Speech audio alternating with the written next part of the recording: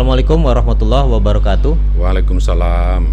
Pemirsa Ngobrol Cerdas, setelah sekian lama kita tidak hadir di ruangan Anda, kembali kami hadir untuk membawa topik-topik yang menarik untuk Anda.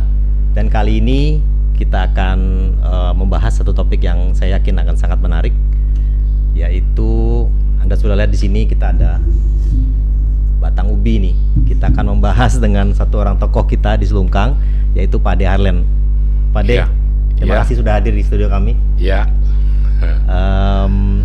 Mungkin kita langsung aja Pak De ya. Siap. Ini katanya ubi yang Pak De tanam ini bisa sampai 10 kilo sebatang Pak De. Benar. Nah, ini yang kita ingin tahu nih. Iya. Silakan Pak De, dijelaskan aja. Ya. Assalamualaikum warahmatullahi wabarakatuh. Para pemirsa yang ada di channel ini, saya adalah mantan kepala desa Selungkang Tigo. Itu punya inovasi. Sebetulnya yang akan saya cerahkan ini sudah berlangsung 3 tahun yang lampau, yaitu penstekan. Jadi bahasa kita stek ubi, di bawahnya adalah ubi 4 bulan atau ubi kampung, di atasnya adalah ubi gajah. Jadi kalau bahasa Indonesianya adalah ubi karet. Jadi di atasnya itu ubi karet, itu yang saya coba untuk mesteknya. Jadi mesteknya itu tuh sistemnya pucuk ubi gajah itu di stek dengan ubi kampung 4 bulan di bawahnya. Yang ini? Iya. Ini ubi kampung 4 bulan yang ini. Yang di bawahnya nanti. Ya, nah, nanti di atasnya ubi gajah itu pucuknya itu diambil kira-kira 1 jengkal ini, kita ambil dipatahkan. Anggaplah ini ada kira-kira 1 jengkal. Nanti kita steknya itu, kita itu sistemnya pertama kita runcingkan dulu. Ini kita runcingkan kiri dan kanan. Yang keduanya ini ubi kampung atau ubi 4 bulan ini kita coak, kita ini belah ini dengan pisau sampai ke bawah ini, tapi tidak lepas. Langsung yang runcingkan tadi itu kita masukkan ke sini. Kita masukkan ke sini dan kita ikat dengan plastik bening. Tujuannya adalah supaya ini jangan masuk air yang pertama, yang kedua udaranya juga tidak memuai. Jadi kita bungkus, kita lilit ini semuanya. Itu sampai itu tuh tertata rapi, baru kita ikat. Setelah kita ikat, itu kita diamkan ini, itu lebih kurang di tempat yang teduh, lebih kurang itu 2 minggu. Belum ditanam tuh Pak De ya? Belum. Jadi kalau seandainya ini pucuknya ini tidak layu atau tidak mati, berarti tumbuh. Stek kita ini tumbuh. Jadi kalau tumbuh ini tidak layu, kita itu tuh menunggu lagi sampai kira-kira 10 hari lagi. Jadi lebih kurang itu tuh 1 bulan. Pucuk ini sudah keluar, ini tadi tidak layu dan pucuk ini masih segar. Jadi sudah tumbuh dan segar tumbuhnya. Baru kita itu tuh akan menanamnya. Cara penanamannya ini, yang pertama kita itu mengusahakan tanah ini digembur. Itu digembur tanah itu ukuran 120 kali 120 dan dengan ketinggian tanah gundukan yang kita gemburkan itu lebih kurang 60 cm. Harus digunduk dulu. Harus digunduk dulu. 60 cm ya. 60 cm. Setelah itu sudah kita gundukkan, baru kita tanam. Jadi sebelum penanam ini kan tadi sudah hidup, kita coak ini. Ini maksud kita coak ini di sini, kiri, kanan, dan di bawah ini juga kita bersihkan. Kayak beginilah kira bersihnya. Tujuannya adalah supaya akar nanti di sini keluar 3 biji atau di sini 3 biji juga, jadi sudah 6 biji. Di bawah nanti keluar pula nanti 3 biji, nanti 3 biji, jadi berarti 12 biji. Yang setelah saya praktek ini Pak Budi, itu tuh untuk tahap pertama itu penghasilannya paling kurang 10 kilo. Jadi waktu kita itu memang cabutnya itu tuh 10 kilo dengan masa umurnya itu lebih kurang 9 bulan. Setelah 9 bulan kita cabut, itu penghasilannya itu di bawahnya itu isinya itu lebih kurang 10 kilo. Nanti kita ambil nanti isinya sini, ini kan isi semua. Kita ambil ini, kita tanam lagi, kita coak lagi seperti tadi, kita coak ini, kita coak lagi, coak ini, itu batang itu tuh akan tambah besar, lebih besar dari ini, lebih kurang 2 kali ini. Dan kita tanam kayak tadi, kalau dapat kedalaman berapa tuh Pak De? Itu kedalaman itu lebih kurang itu kalau 60 cm kira-kira 15 cm atau 10 cm paling kurang itu kedalamannya, supaya akar itu luas kemana-kemana itu cari makan itu lebih dalam dan lebih luas untuk ke kiri kanannya. Itu kita penanaman itu untuk yang kedua kali itu biasanya isinya itu akan 2 kali lipat. Kalau tadi itu 10 kilo menjadi 20 kilo. Dan saya yang saya expose tadi itu tuh saya itu penanaman sudah trip 3 kali. Jadi yang 2 kali tadi sudah saya potong di sini. Jadi saya itu penanaman Pak Budi, saya tanam lagi untuk yang ketiga kali ini, itu batangnya udah gede, jadi saya tanam lagi. Itu tuh kemarin ini saya tuh melihat kapasitas sampai sebesar apa itu isinya. Alhamdulillah isinya di atas 70 kilo.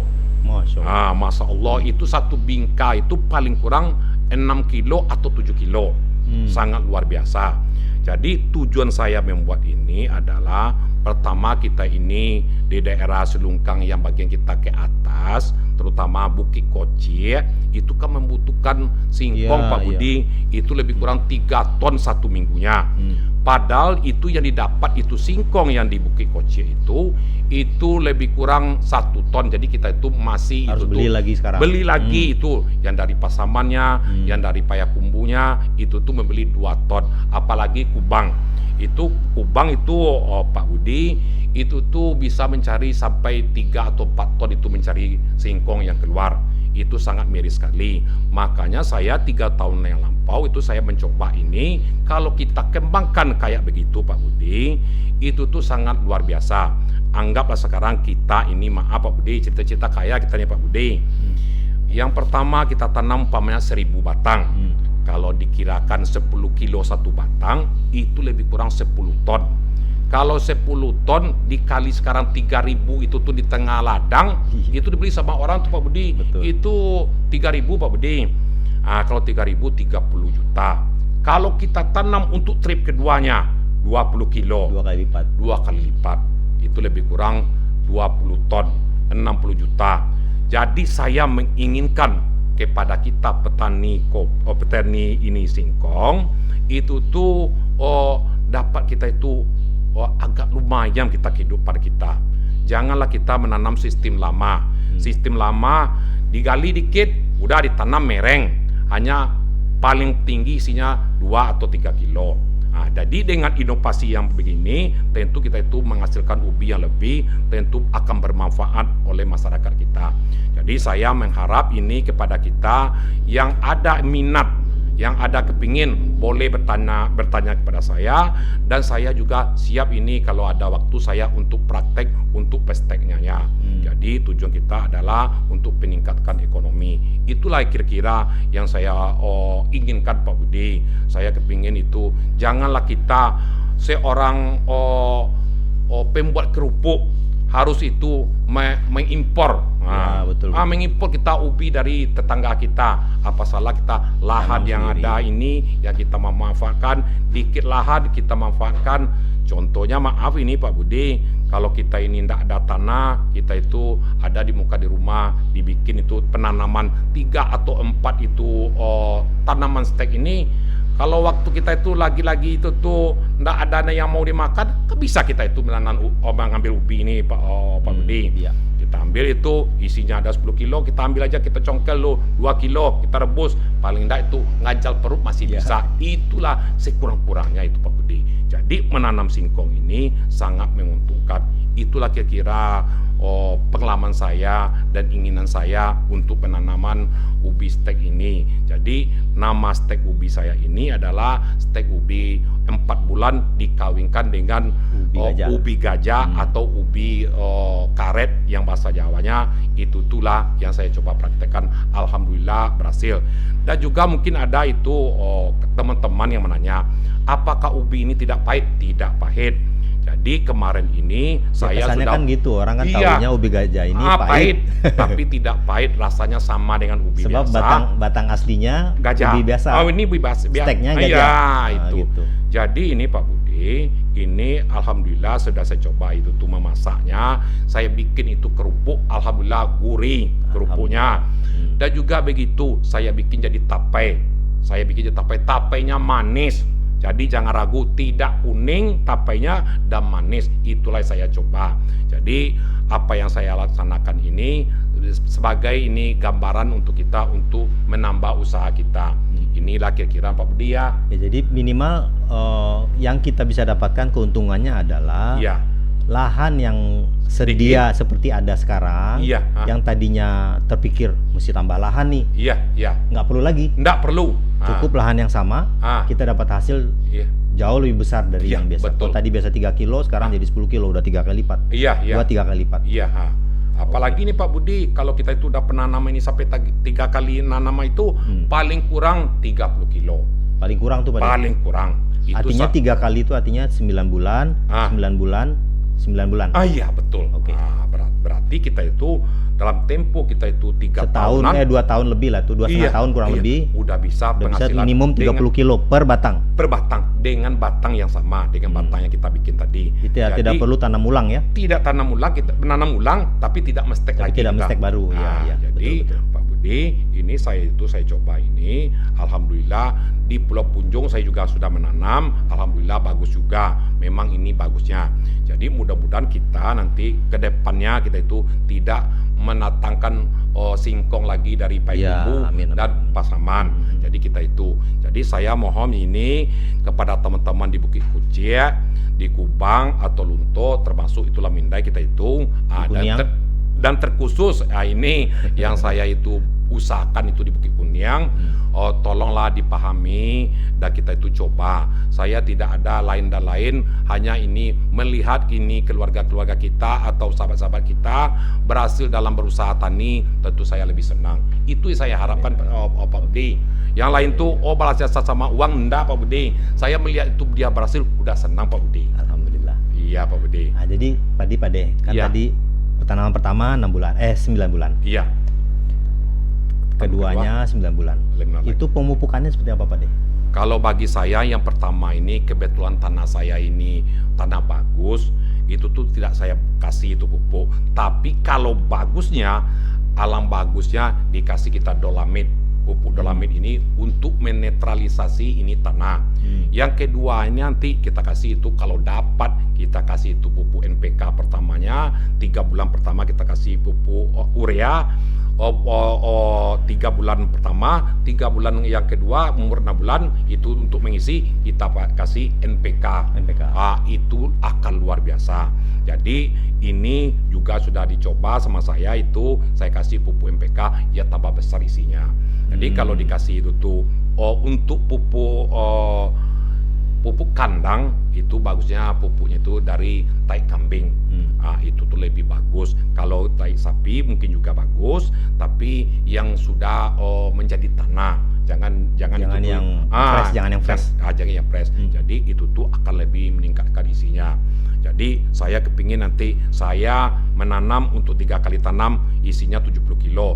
Tapi teman-teman nanti atau saudara-saudara yang ada di grup ini, mudah-mudahan penanaman 100 kilo ke atas nanti isinya.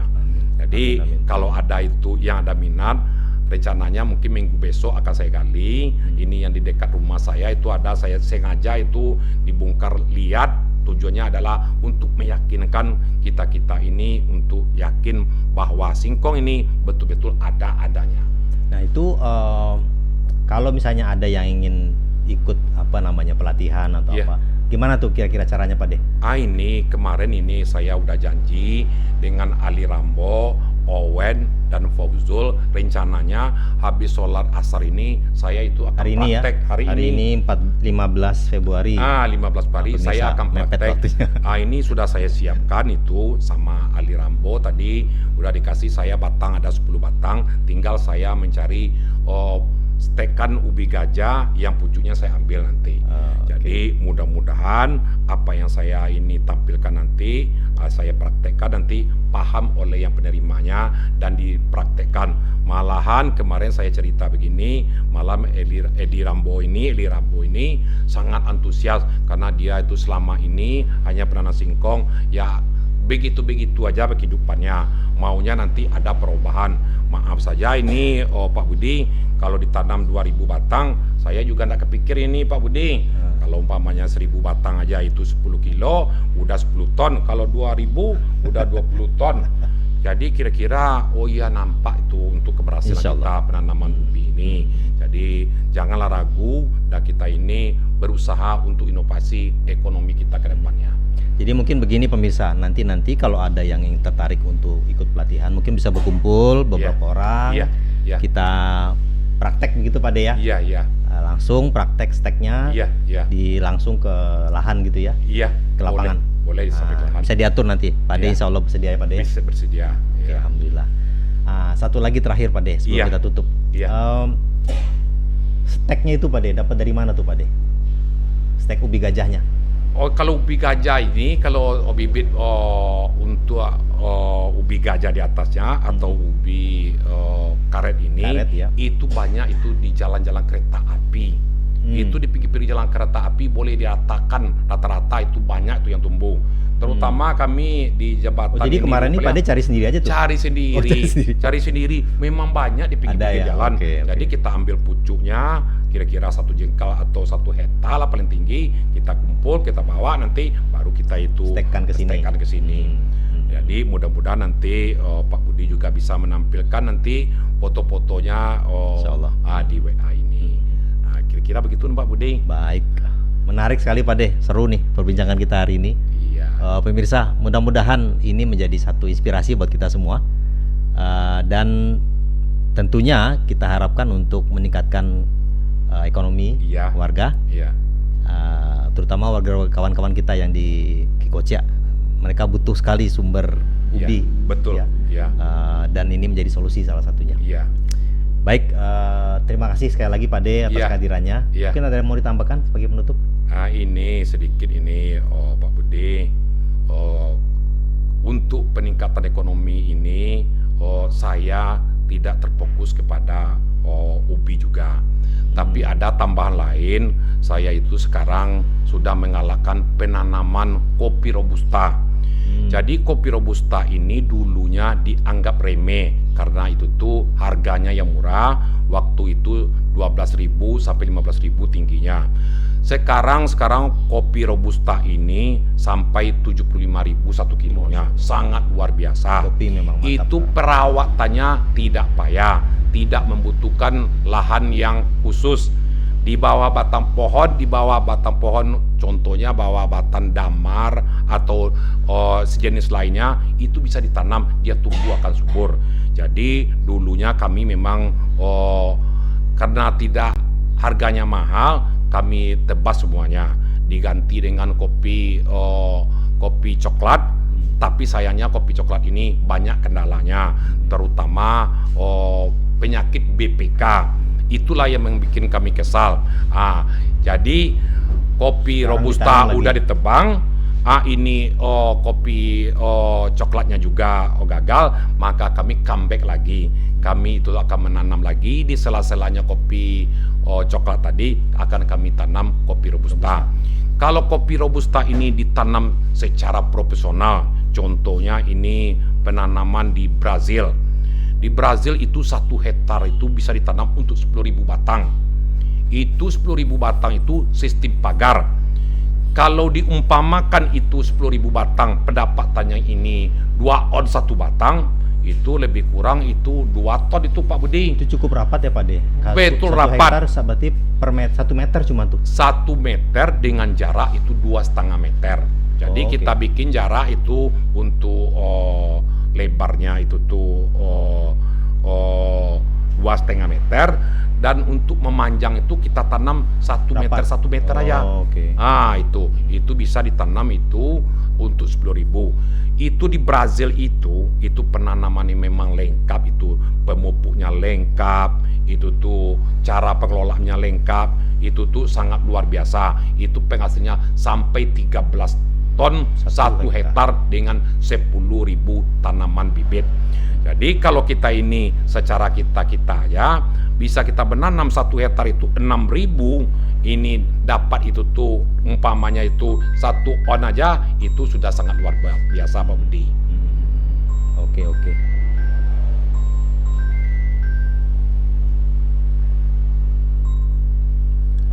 Jadi kira-kira untuk peningkatan ekonomi ini, saya rasa dengan penanaman singkong stek ini itu akan meningkatkan ekonomi yang nampak oleh kita. Dan begitu juga dengan penanaman kopi robusta. Jadi saya mengharap kepada kita ini yang punya lahan, walaupun lahan kita kecil, kita usahakan untuk penambahan ekonomi kita. Jangan lahan terlantar ya. Ya betul, Mesti apalagi kita ini lahan kita banyak yang terlantar Pak Budi. Betul. Contoh ini daerah Bukit Kuniang itu banyak yang terlantar. Kita itu di Surau-Darek juga banyak itu yang terlantar. Kalau yang penuh sekarang kan Bukit Kocek, itu penuh semuanya itu tuh. Tapi karena lahannya yang sedikit, kita bikinlah penanaman singkong dengan sistem stek ini. Itulah tujuan kita Pak Budi. Mantap. Tak lain tak bukan supaya kita itu dapat meningkatkan ekonomi Pak Budi. Amin.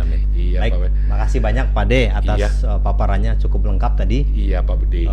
Dan mudah-mudahan ini betul-betul menjadi satu inspirasi, dan kedua betul-betul menjadi peningkatan ekonomi buat Betul Pak Budi. Iya Baik. Pak Budi. Demikianlah pemirsa perbincangan kita hari ini, dan insya Allah kita akan kembali lagi di waktu yang lain dengan topik-topik yang jauh lebih menarik dari ini. Assalamualaikum warahmatullahi wabarakatuh. Waalaikumsalam.